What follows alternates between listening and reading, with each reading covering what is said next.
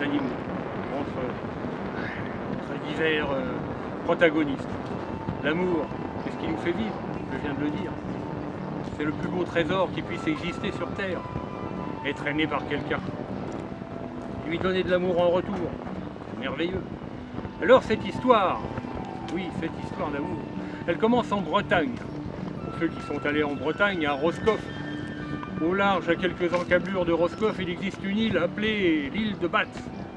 Et sur l'île de Batte vivait un ancien pêcheur, on peut dire ancien pêcheur, marin-pêcheur de haute mer.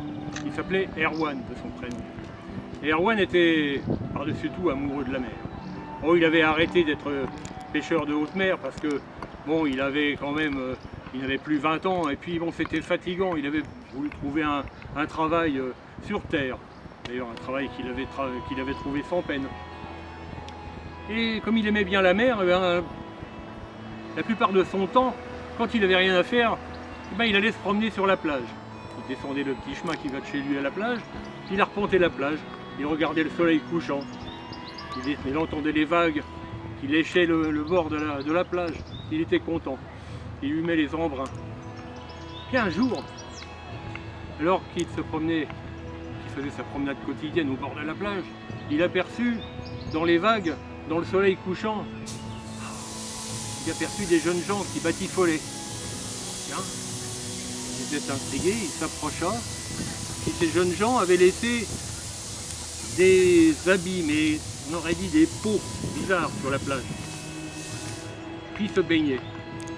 Alors il s'approcha d'un rocher, tout doucement, et là son pied se prit dans quelque chose. Il regarda au sol, et là il y avait un des vêtements qu'il voyait là-bas sur le sable, qui était pris dans son pied.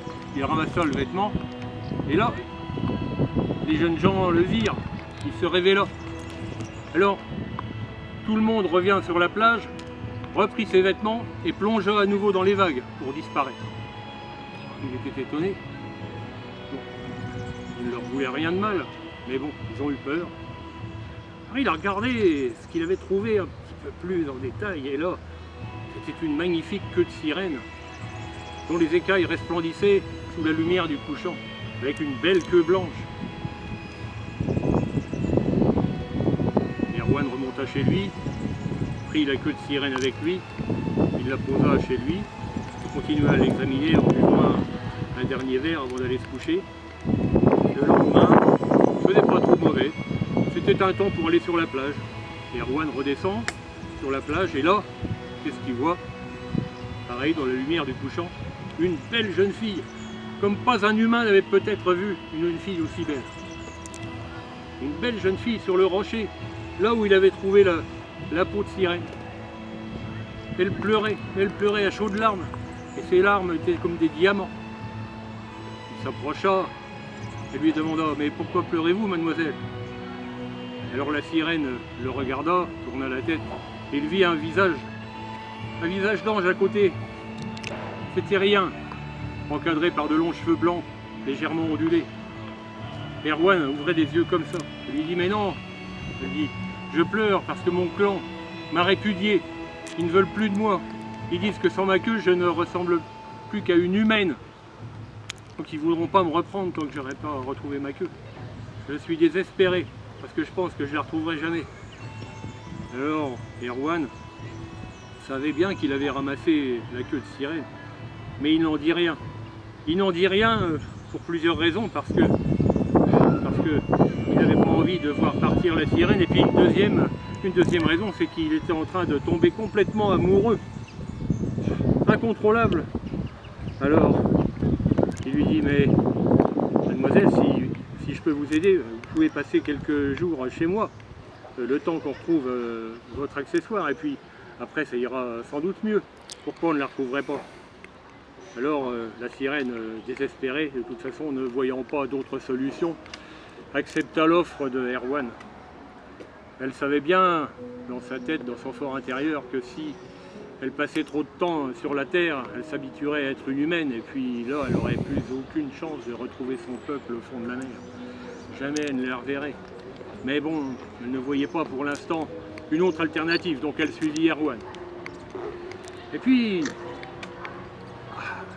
ce couple un peu hétéroclite, en fait, dura. Ils s'entendirent. Erwan était fou d'amour. Lui, son amour était démonstratif.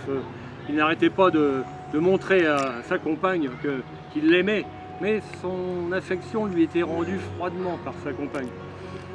Bon, elle acceptait, mais bon, sans plus. Oui, c'était comme ça. 3 ans passèrent. 3 ans passèrent, ils eurent même 2 enfants. Un garçon, l'aîné, et une petite fille, la seconde. Mais Samphir, parce qu'elle s'appelait Samphir, je ne sais pas si je vous l'ai déjà dit, Samphir s'ennuyait. Elle s'ennuyait, elle allait toujours sur la plage, regarder au loin, l'horizon, les vagues, allumait le vent, les embruns, et puis elle s'asseyait sur la plage comme ça, elle emmenait ses enfants, elle leur expliquait le monde sous-marin. Et puis, elle était musicienne, elle jouait de la conque, ce gros coquillage nacré qu'on trouve parfois sur les plages. Et elle avait appris à sa petite, qui était douée pour la musique, elle lui avait appris à jouer. Et la petite sortait des sons divins avec ça. Elle en était très fière. Un jour, elle remonte à la maison, s'occupe de ses enfants comme d'habitude. Et là, le gamin revient de la remise avec une queue de sirène à la main et dit à sa mère: « Regarde maman, regarde ce que j'ai trouvé au fond du vieux saloir à papa. » Et là, avant, Samphir, elle a entrevu le moyen de retourner dans son monde. Mais ce qui la torturait le plus, c'est que si elle retournait dans son monde, elle serait obligée de laisser ses enfants. Elle n'est pas retournée tout de suite, elle contemplait la queue pendant plusieurs jours, à l'insu de son mari. Et un jour, elle n'y tint plus. Elle prit sa queue, elle embrassa ses enfants longuement pendant qu'ils dormaient encore. Et elle sortit, elle plongea dans les vagues sans jamais avoir un regard en retour. Le lendemain, Erwan se leva comme d'habitude et puis constata que sa compagne n'était plus là. Il demanda aux enfants s'ils n'avaient pas vu et le petit raconta comment il avait retrouvé la queue dans le saloir et puis qu'il l'avait montré à sa mère. Alors Erwan comprit qu'il ne reverrait peut-être jamais plus sa compagne. Alors il vécut avec ses enfants comme un fantôme. Et c'était plus lui, quoi. Il allait au travail, mais bon, sans conviction. Il faisait tout sans entrain. Il n'allait même plus sur la plage. Puis un jour, il était tellement désespéré. Un jour, il descendit sur la plage quand même. Et puis là, il se mit à pleurer, mais même à supplier devant l'étendue marine, devant le soleil couchant qui s'écroulait dans la mer. Il était à genoux, il se prit la tête dans les mains. Et là, devant ses yeux, un homme de haute stature, couvert d'écailles, sorti de la mer. Il s'avança vers lui.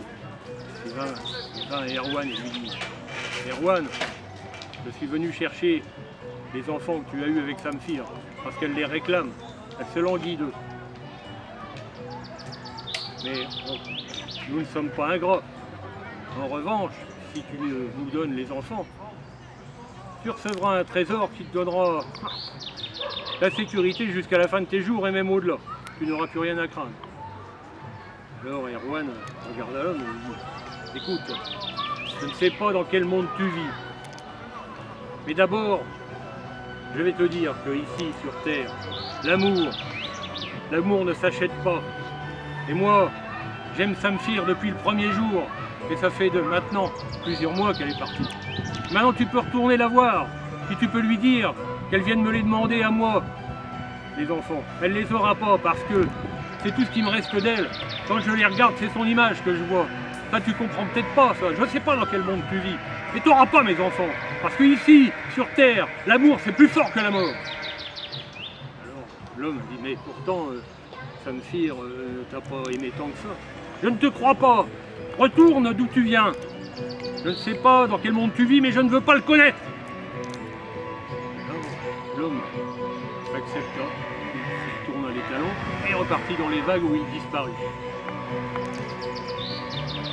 Erwan rentra chez lui, il prit ses enfants et leur dit: « Attention, n'allez plus trop traîner sur la plage, parce que vous pourriez vous faire enlever par des personnes mal intentionnées. Je ne vous dis pas qui, mais faites très attention, n'allez pas sur la plage. Allez dire ça aux enfants d'une sirène. N'allez pas sur la plage. Allez, les enfants, évidemment. Eux aussi, ils aimaient humer les embruns, regarder l'écume, respirer le sable et le vent parfumé. Ah oui, comme leur mère. Et là, un jour, Erwan est rentré, il rentre du travail et là, il voit plus ses enfants. Alors là, mon Erwan, il part sur la plage, complètement désespéré, il pense à mettre fin à ses jours, il pense à reprendre son ancien métier de marin, qui l'emmènerait là-bas en haute mer, et quand il serait au milieu des flots, il se jetterait par-dessus bord, comme ça, terminé cette vie ratée, sans amour. Et alors, il est descendu sur la plage, il s'agenouilla, il avait la tête dans les mains et il pleurait. Même le coucher de soleil ne lui faisait plus rien. Et dans le coin de son œil, il vit un coquillage, un drôle, le même que celui dont sa petite fille sortait des sons si mélodieux, une conque. Machinalement, il la ramassa, il la regarda, bon, c'était pas la même que celle de sa petite fille, mais il la garda. Dépité, il l'emmena chez lui, jusqu'à sa maison, il s'installa à table, il se servit un verre, 2 verres, il regardait la conque comme ça, verre sur verre. Au bout d'un moment, l'alcool commençait à faire son effet, et il ne voulait plus rien savoir. Erwan. D'un seul coup, il entendit comme un bruit bizarre, il entendit le flot de la mer qui aborde la plage. Il entendit comme une voix chantante. Il se dit, mais l'alcool me joue des tours, il est temps que j'aille me coucher. Et là, il distingua des mots. Il distingua ceci. Moi, Erwan, c'est Samphir. J'appartiens au royaume sous les mers. Je te demande de me pardonner. J'ai vécu sous la mer pendant ces 3 années. J'ai visité les 7 mers. J'ai vu les galions sombrer, débordant de trésors. J'ai vu des richesses incroyables illuminer la mer. Mais un amour comme toi, aussi sincère, aussi fort, Erwan, au fond de la mer, j'en ai pas trouvé. Alors si tu veux bien de moi, je reviens. Voilà, je te demande de me pardonner, Erwan. Erwan, n'en croyez pas ses yeux. La conque transmettait ce message. Il se leva, il envoya promener la bouteille, le verre, et il se jeta dehors. Et sur le chemin qui mène à la plage, il vit devant ses yeux Samphir et ses 2 enfants.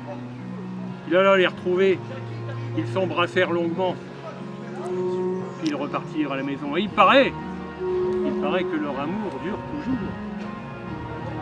Et que Samphir ne remet plus jamais sa queue d'écaille, ni même pour aller se baigner. Bon, merci de m'avoir écouté.